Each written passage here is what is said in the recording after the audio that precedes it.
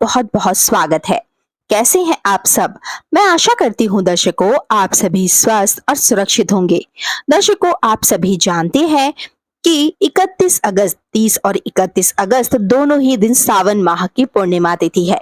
31 अगस्त को दान पूर्णिमा तिथि है, यानी कि स्नान दान की इस पूर्णिमा तिथि पर यदि आप 5 दीपकों का दान करते हैं तो आपके जीवन में खुशियां आएंगी और महादेव की कृपा से जीवन के सभी कार्य भी बनेंगे। तो इस एक उपाय को करना ना भूलें। महादेव की कृपा से आपकी झोली खुशियों से भर जाएगी और चाहे कितनी भी खराब किस्मत क्यों ना हो, वह अवश्य ही इस एक उपाय से चमकेगी, क्योंकि सावन का अंतिम दिन है।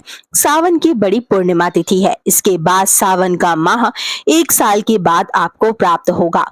सावन का पवित्र माह देवादिदेव महादेव को समर्पित माना जाता है। सावन के इस महीने के अंतिम दिन पर आप इस एक उपाय को करना ना भूलें।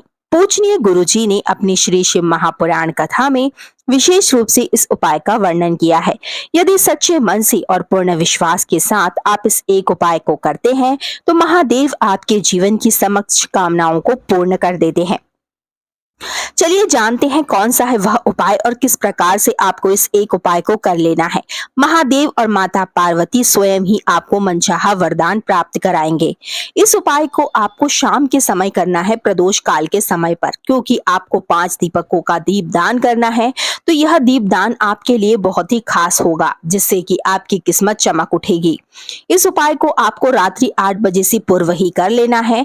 रात्रि में 8 बजे से पूर्व आपको 5 दीपकों का दान करना है। 5 दीपक अब आप चाहे तो मित्रों आटे के तैयार कर सकते हैं या मिट्टी के दीपक ले सकते हैं। सभी दीपकों में आपको लंबी बातें लगानी है और शुद्ध देसी घी के ही दीपक तैयार करने हैं। ध्यान रखिए दीपक आपको घी के ही तैयार करने हैं, तेल के दीपक नहीं लेने हैं। सभी दीपकों को क्या करना है, 5 अलग अलग स्थान पर आपको दान करना है। पहला दीपक आप अपने घर के मंदिर में ही जलाएंगे। घर के मंदिर में जब आप दीपक जलाएंगे तो माता लक्ष्मी और अपने इष्ट देव का स्मरण कर दीपक जलाएं। आपके घर में हमेशा सुख शांति होगी और माता लक्ष्मी का स्थायी रूप से घर में वास होगा। दूसरा दीपक आपको अपने रसोई घर में जलाना है। आप सभी जानते हैं रसोई घर में माता अन्नपूर्णा का वास होता है और पीने के पानी के स्थान के पास हमारे पितरों का वास माना जाता है। तो यदि आप वहां पर दीपक जलाएंगे तो आपको अपने पितरों का आशीर्वाद प्राप्त होगा और साथ में ही माता अन्नपूर्णा की कृपा बनी रहेगी। तीसरा दीपक घर के मुख्य द्वार पर आप सभी को जलाना है।